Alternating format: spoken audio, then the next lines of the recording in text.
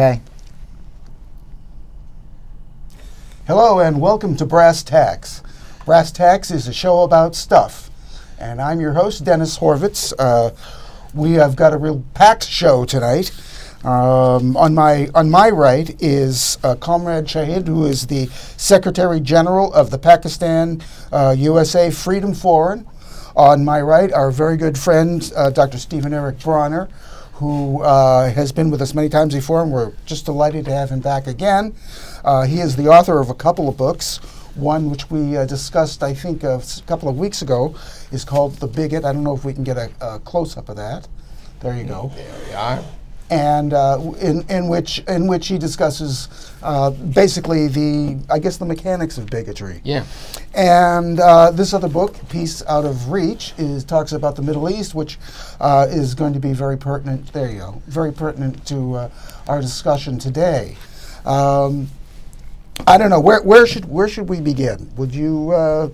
We mentioned we were hoping to cover a lot of things, including the recent issue with Ferguson and talking about ISIS and I guess we could start with the Middle East. I don't. You know, to me, I'm not sure how Comrade Shahid views this, but I think we probably would agree. One of the really shocking things is how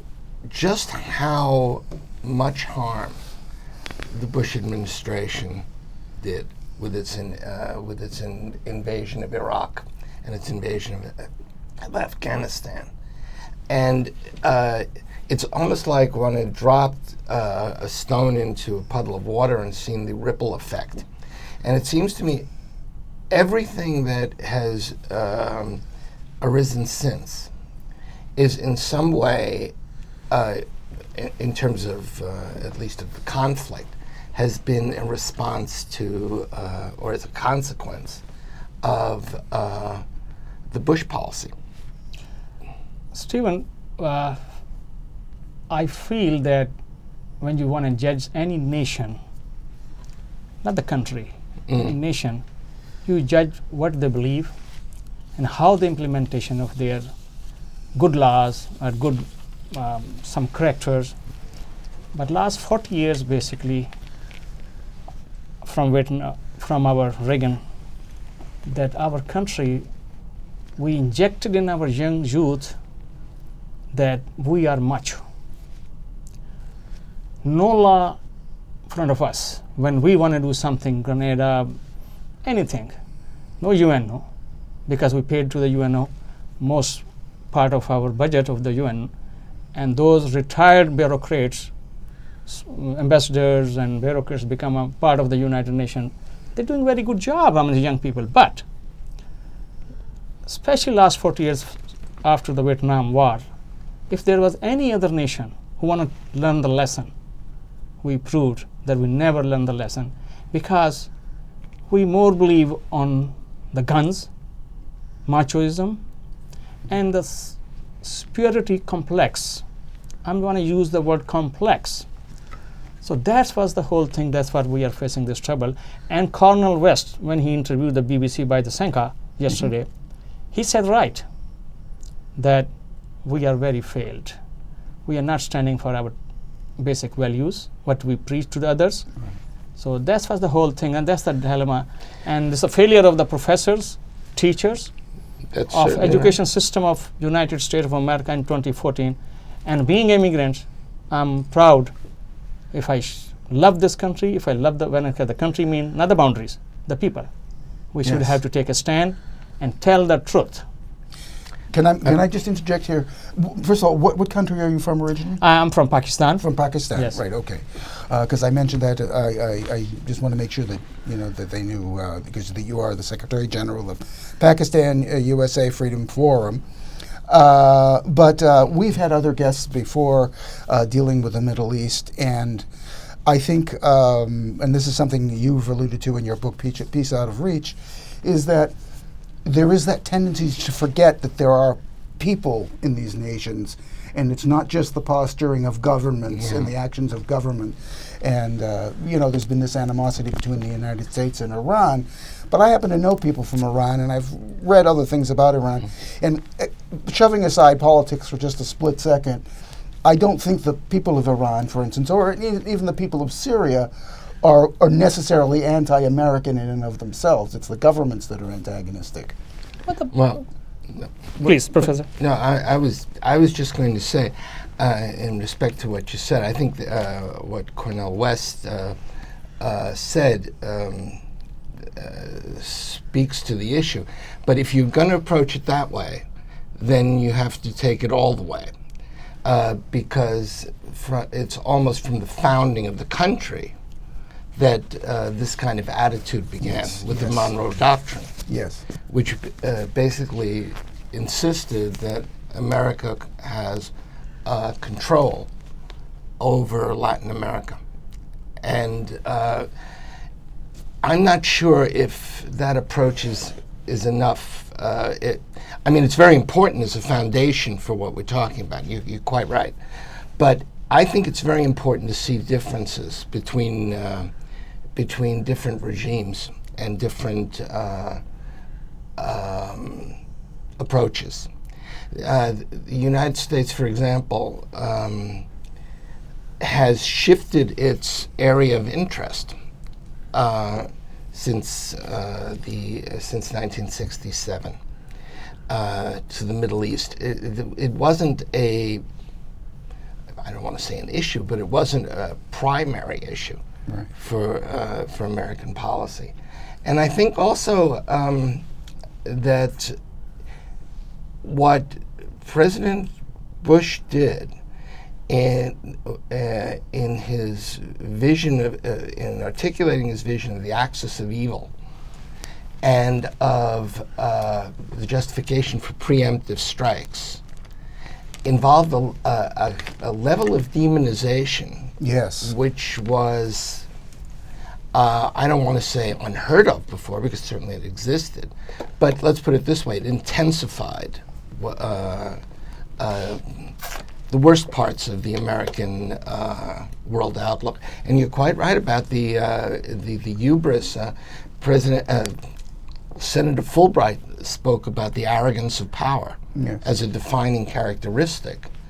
And one can also say a defining characteristic of American policy. And I think you can also say, I find this very interesting with regard to, this is not my invention, but if you think of all the wars that America has fought and all the invasions in which it's participated, it's hardly ever been the case that the United States has fought against or invaded a white nation.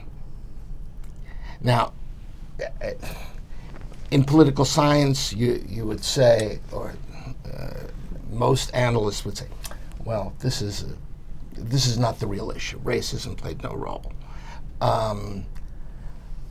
This is just a fact. This is just a minor factor, and it's not the crucial issue. And you can see this at American Political Science Association meetings. Nobody talks about those things. But that superiority that you're talking about, and I said complex. Or that complex The you're superiority talking about, complex, quite yes. right. As a disease. As a disease. Yes. Is, I think, very much, and I think Cornel West, I know Cornel West would agree to say that racism fuels that superiority complex. And if you're going to go back to the beginning of American foreign policy, in other words, continuum, it doesn't start in '68, it goes back further. It goes back to the origins of the country, I think. Right. Well, at least in my view. Yeah, and it was just on a strategic level. I mean, there was that with the invasion of Iraq. There was, the hubris, the arrogance, the hegemony,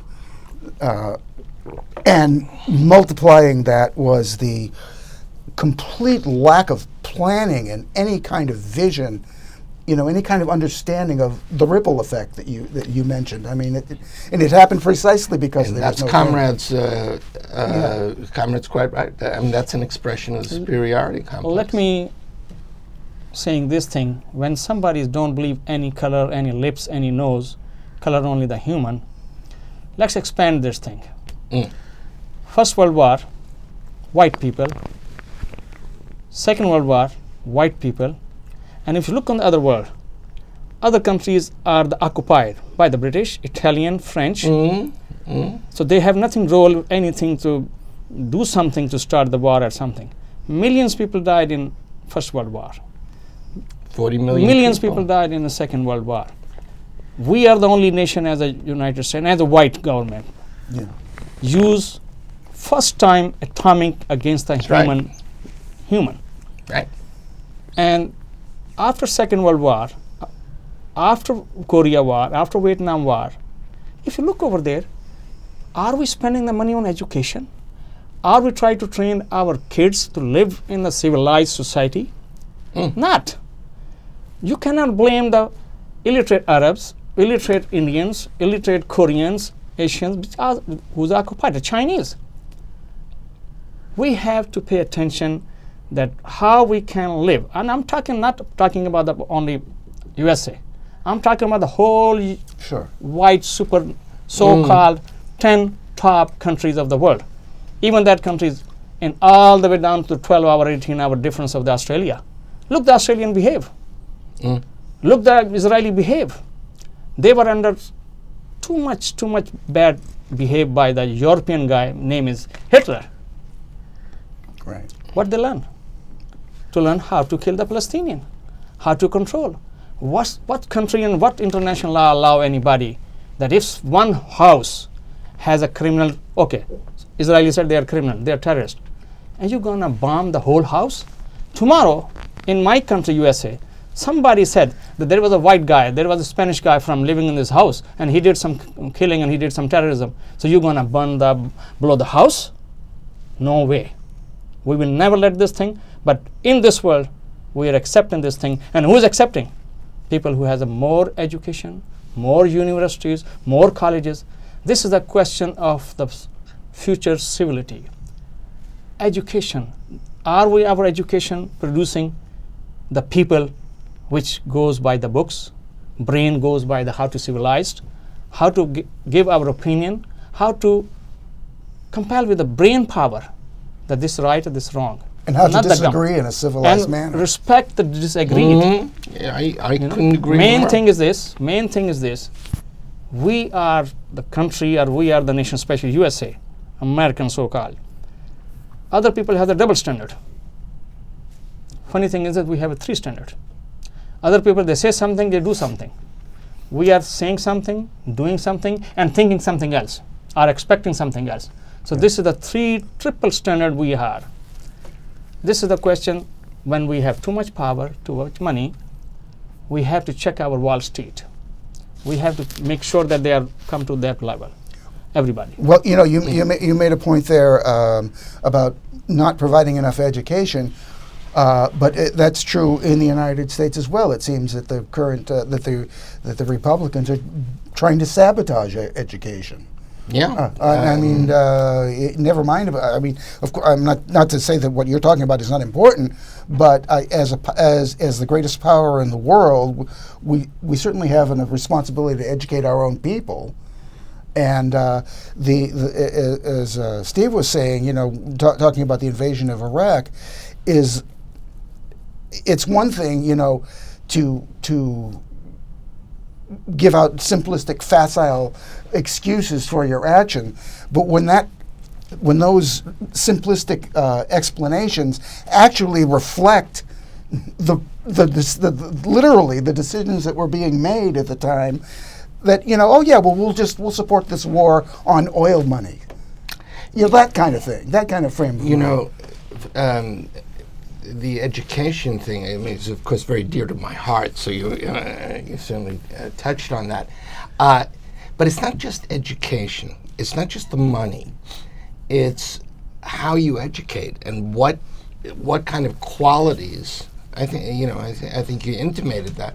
What kind of qualities do we want to use for socializing our citizens? In Texas, in the Republican platform, there is